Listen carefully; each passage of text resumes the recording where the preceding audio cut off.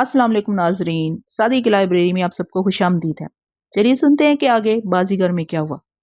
पीरू को गिलास देने के बाद वो अपनी जगह जाकर बैठ गई, मगर अब वो बार बार मेरी तरफ इस तरह देख रही थी जैसे मुझे पहचानने की कोशिश कर रही हो। उसने मेरे बारे में पीरू से कुछ नहीं पूछा था और ना पीरू ने मेरे नाम के सिवा उसे कुछ बताया था। उसके पैर तेजी से हरकत कर रहे थे और वो अपने दुपट्टे की सलवटें खोल रही थी। फिर पीरू को खुद ही ख्याल आ गया, या शायद उसने महसूस कर लिया कि गीता मेरे मुतल्लिक कुछ जानना चाहती है। दोनों सरगोशियों में बातें कर रहे थे। हम दोनों चुप बैठे थे। गीते, तुम राजा से नहीं मिला? ये राजा है, राजा विठल भाई का। वो झिझकते हुए बोला, विठल भाई का बेटा है। राजा अपुन का विठल भाई के माफिक एकदम फर्स्ट क्लास है। तुम इससे बात बोलो। अरे तुम दोनों चुप क्यों बैठा है? वो हम दोनों को डांटने लगा। बोलो बोलो राजा, ये तुम्हारा घर है। अभी तुम घूमो फिरो गीते, राजा को बाग का सैर कराओ। राजा गीता फूलों का आशिक है। सारा पिछवाड़े एक से एक फूल मार रखा है, काला पीला नीला। आप पढ़ते हैं? गीता ने हिचकिचाहट से पूछा। मैंने नफी में गर्दन हिला दी। पढ़ चुके हैं, वो सिमटी हुई आवाज में बोली। हाँ, मैंने आहिस्तगी से कहा। कहाँ तक? उसने इश्तियाक से पूछा। थोड़ा बहुत। गीता मेरे जवाब से मुतमईन नहीं हुई। वो कुछ और पूछना चाहती थी, लेकिन बात उसके होंठों पर आते आते रह गई। पीरू ने उसे दोबारा टोका। वो कसमसाती हुई उठी और इस्तरारी नजरों से मेरी जानब देखकर बोली, आइए। उसका लहजा शर्मीला था। मुझे उसका साथ अजीब सा मालूम हुआ। मैं मना कर देना चाहता था, मगर गीता खड़ी हो चुकी थी। वो मुझे अपने साथ कोठी के पिछले हिस्से में ले आई। ये चमन था। पीरू इसे बाग कह रहा था। यहाँ हर तरफ हरियाली थी और किस्म किस्म के फूल खिले हुए थे। चमन के कोने में छोटा सा तालाब था। इसमें सफेद बतखें तैर रही थी।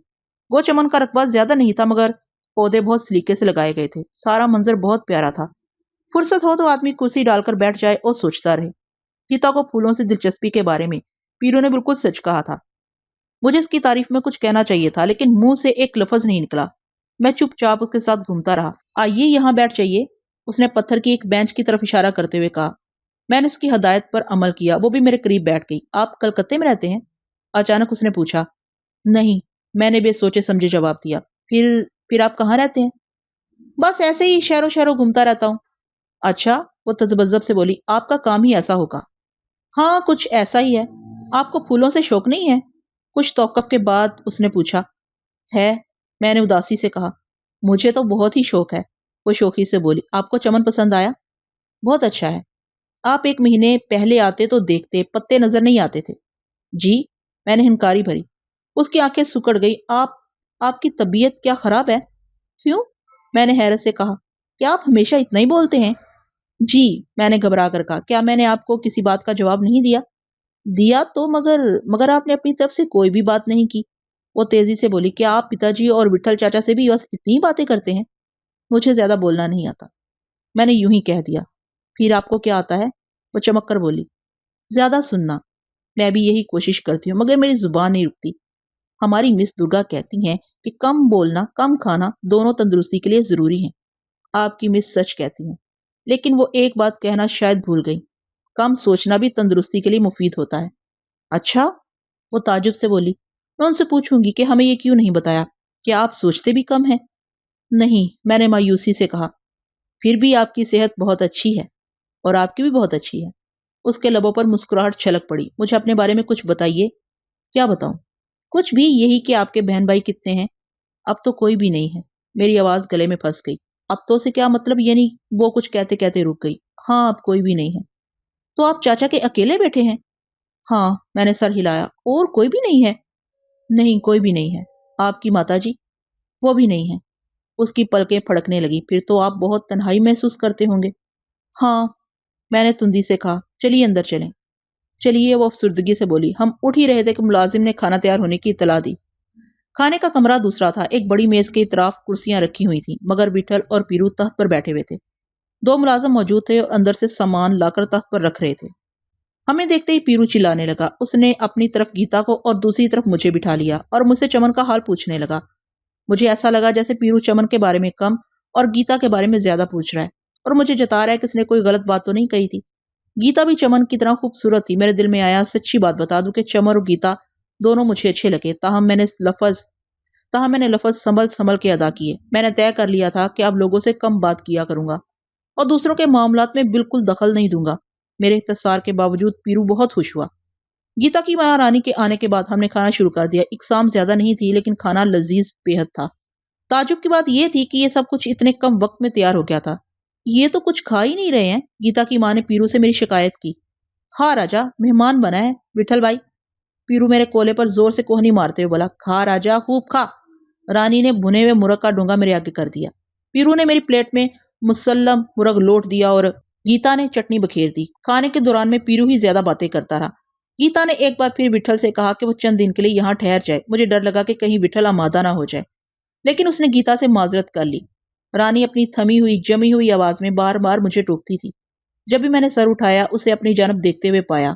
वो भी पीरू के मानत बहुत खुश थी, जैसे हम उसके रिश्तेदार हों और बहुत दिन के बाद उसके यहाँ आए हों। जो थोड़ी बहुत अजनबियत बाकी थी वो खाने के दौरान में खत्म हो गई। चलते वक्त रानी ने मुझे 101 रुपए दिए। हम 5 बजे के करीब वहां से रुखसत हुए। वो दोनों दरवाजे तक हमें पहुंचाने आई और इसरार करने लगी कि जाने से पहले हम एक बार उनके घर आए। गीता ने मुझसे कहा कि अगर मैं किसी दिन शाम को आ जाऊं तो मुझे अपनी मोटर में बंबई की सैर कराएगी। मैंने ढलमल यकीन वादा कर लिया। पीरू ने जनरल स्टोर के गैराज में गाड़ी खड़ी की और उसी तरह पाड़े वापस आ गया जिस तरह गया था। वहां पहुंचकर पता चला कि पुलिस अफसरान की एक जमात पीरू से बात करने के लिए आई थी। उसके आदमियों ने कह दिया कि पीरू शाम को मिल सकता है। पुलिस के जिक्र से मेरे कान खड़े हुए। इलाके में भी अभी तक पुलिस का जोर कम नहीं हुआ था। पीरू एक दिन गुजार के वापस आ चुका था, लेकिन उसकी वापसी उसके बरी जमा होने की दलील नहीं थी। पुलिस का फिर इस तरफ आना बेमकसद नहीं होगा। उन्होंने मुतअद्दिद मरतबा पाड़े की तलाशी ली थी और मुख्तलिफ लोगों को गिरफ्तार किया था, लेकिन ना पाड़े से इन्हें कुछ हासिल हुआ, ना गिरफ्तार होने वालों ने कुछ बताया। शायद तिवाड़ी के किसी खास आदमी ने इन्हें फिर पीरू को टिटोलने पर उकसाया होगा, या कोई और बात होगी। उधर विठल और जामू वापसी के इरादे बांध रहे थे। वो वापसी का इरादा उसी वक्त कर सकते थे जब पीरू को मुकम्मल तौर पर महफूज समझते हों। जाना इतना आसान नहीं था। इतनी बड़ी वारदात के बाद पुलिस यूं चुप नहीं बैठ जाएगी। ऊपर से दबाव बढ़ रहा था। इतला सुनकर पीरू के चेहरे पर बरहमी छा गई, लेकिन वो महज कुछ देर कायम रही। फिर पीरू पाड़े के कामों में मसरूफ हो गया। शाम का वक्त था, हर तरफ से आदमी आ रहे थे। पाड़े में अच्छा खासा हजूम था। रात को पाड़े के आदमियों ने बावर्ची बुला के पाड़ी ही में खाने का इंतजाम किया था। खाने के बाद नाच गाने के लिए एक तवाइफ भी बुलाई गई थी और नकलें उतारने वाला एक मस्खरा भी। उसने नकलें उतारनी शुरू ही की थी कि पुलिस के आने की इत्तला मिली। विठल ने मुझे इशारा किया। पुलिस अभी पाड़े से दूर थी। मैं वहां से पहले ही निकल आया और पैदल चल दिया। सड़कों पर आमदोरफ्त ना होने के बराबर थी। मैं चलता रहा।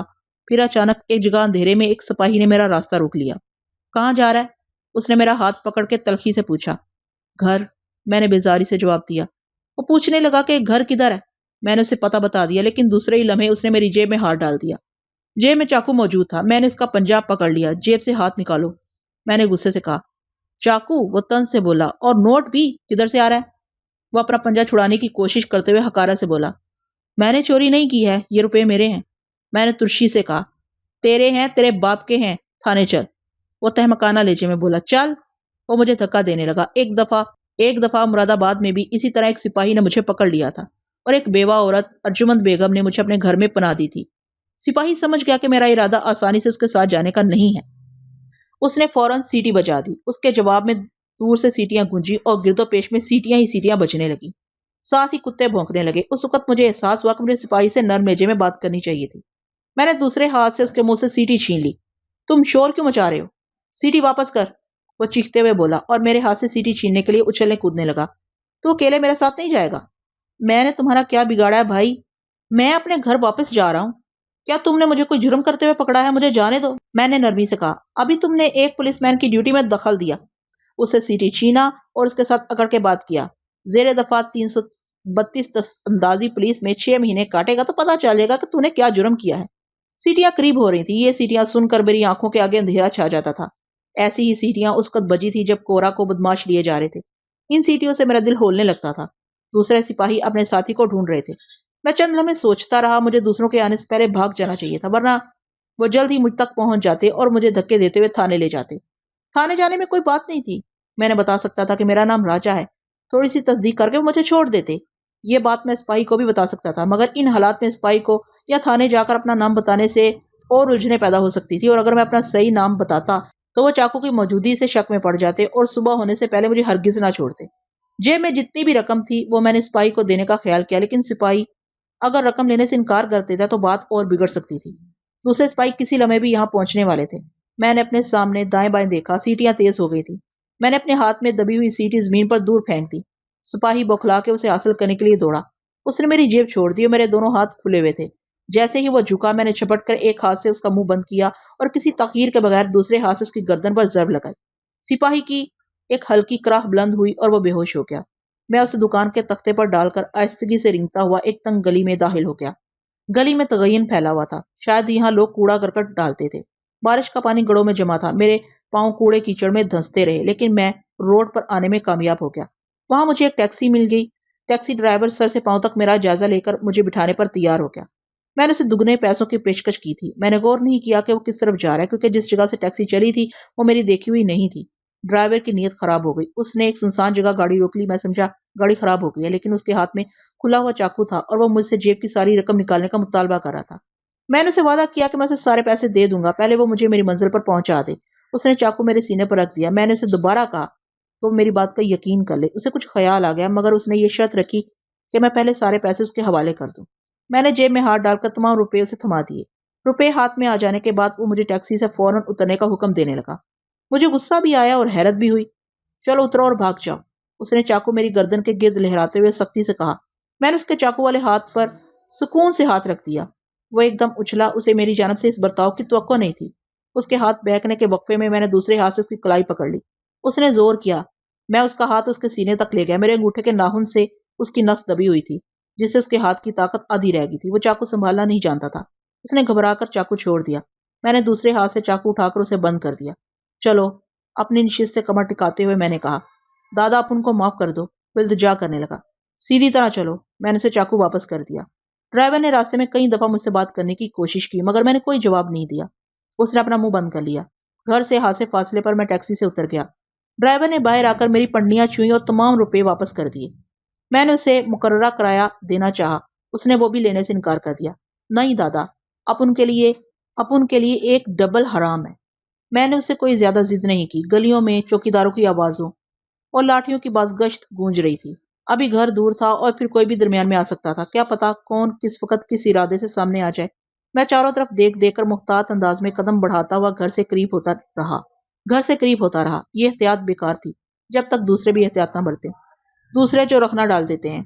अपने तौर पर तय की हुई हर बात अधूरी है जब तक दूसरे उसका साथ ना दे। रहने के लिए कोई और दुनिया तो है नहीं। अगर मैं खामोश रहता तो घर पहुंचने की बजाय इस वक्त कहीं और होता। अपने घर वापस आने वाले अशखास को न जाने कितनी मुश्किलों से गुजरना पड़ता होगा। रास्ते में तरह तरह के लोग मिलते होंगे। उन लोगों से बच के घर पहुंचना बहुत मुश्किल काम है। हर शख्स अपने पास चाकू तो नहीं रख सकता। मेरा जी मितला रहा था। हर आदमी को उससे हार है। कोई नहीं चाहता कि मैं उसके पास पहुंच सकूं। जूली ने दरवाजा खोला। मैं सीधा अपने कमरे में चला आया और फर्श पर चादर बिछाकर लेट गया। मेरे कानों में सीटियां बजती रही और आंखों से पानी बहता रहा। दूसरे दिन स्पेशल पुलिस ने शहर के मुख्तलिफ पहाड़ों पर अचानक छापे मारे, तलाशी ली और बहुत से आदमी पकड़ लिए। उन्होंने पहाड़ों के कई दादाओं को भी गिरफ्तार कर लिया। पीरू के पहाड़े से उन्हें कुछ दस्तयाब नहीं हुआ, अलबत्ता दूसरी जगहों से इन्हें मनशियात, मसरूका माल और हथियारों का अंबार मिला। हर जगह से कई सौ आदमियों को बेयक वक्त पकड़ा गया था। उनमें से बाज आदमी ऐसे भी थे जिन्हें पहले गिरफ्तार करके छोड़ दिया गया था। झींगा और बालमहा के पाड़े भी खाली गए। इस मरतबा पुलिस ने नाम बनाम बहुत से लोगों को तलब किया था। ज्यादातर जख्मी वापस आ चुके थे।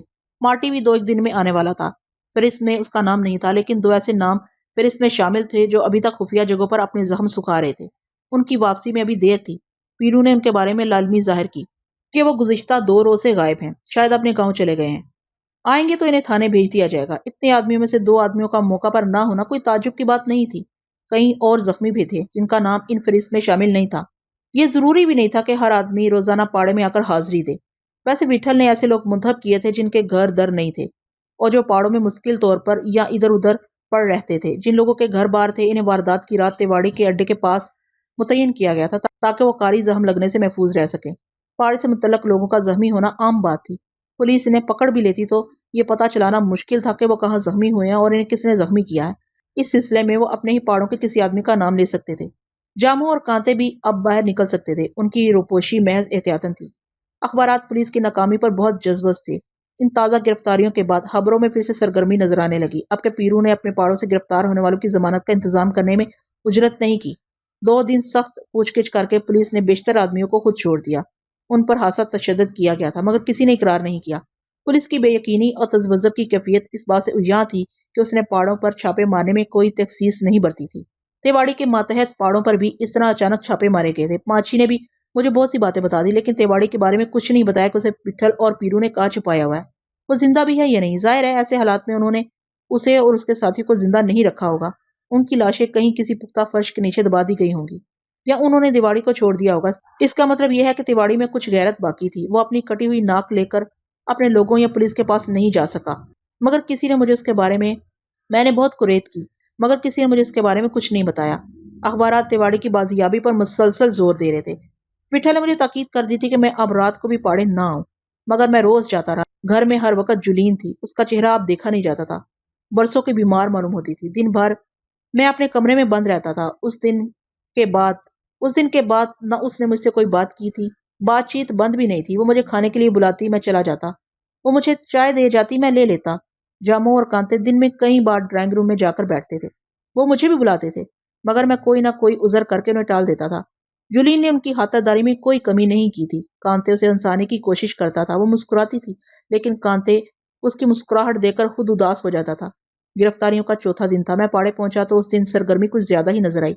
मालूम हुआ कि पीरों ने आज शाम पहाड़ों का इंतजाम उसी अंदाज में कर दिया है जो कुछ दिन पहले एक रात उन सब के दरमियान तय पाया था। झींगा वाला पाड़ा मुश्किल तौर पर जोरा के सुपुर्द कर दिया गया था। शिदा को पीरू ने अपने पास रखने का ऐलान किया था और बालमहा का पाड़ा मास्टर मार्टी को दे दिया गया था। पीरू ने अपने पहाड़ों पर भी मुख्तलिफ आदमी बिठा दिए थे। अगरचा अभी तिवाड़ी के पाड़े उसके कब्जे में नहीं आए थे, लेकिन इन्हें संभालने वाले आदमियों की नामजदगी की जा चुकी थी। उस रात विठल मेरे साथ घर वापस आ गया। जुलीन उसे देकर बौखला सी गई। विठल ने आते ही उसकी खैरियत दरियाफ्त की और पूछा कि उसका रंग उड़ा उड़ा क्यों है। जुलीन कुछ जवाब नहीं दे सकी। वारदात के बाद विठल पहली बार घर आया था। सब ड्राइंग रूम में बैठे हुए थे। विठल को जाने की जल्दी भी मालूम नहीं होती थी। चाय के बाद उसने बताया कि परसों उसकी रवानगी है। मेरे कानों में सनसनाहट होने लगी। मैंने बेयकीनी से उसकी तरफ देखा। विठल की नजरें जुलीन पर टिकी हुई थी। जुलीन सर झुकाए खामोश बैठी थी। चंपा और जुलीन की माँ एक दूसरे का चेहरा देख रही थी। विठल ने जुलीन को आवाज दी। वो चौंक पड़ी। विठल ने उसे अपने पास आने का इशारा किया। जामो और कांते परे हट गए। जुलीन डगमगाती हुई अपनी जगह से उठी और विठल के पास आकर चुप करके बैठ गई। जूली बिटिया, हम जा रहे हैं, विठल ने आहिस्तगी से कहा। जुलीन के बदन में जुम्बश नहीं हुई। मैं लाडले को भी अपने साथ लिए जा रहा हूँ। लाडले को आगे बहुत से काम है, शायद तुम कुछ जानती भी हो।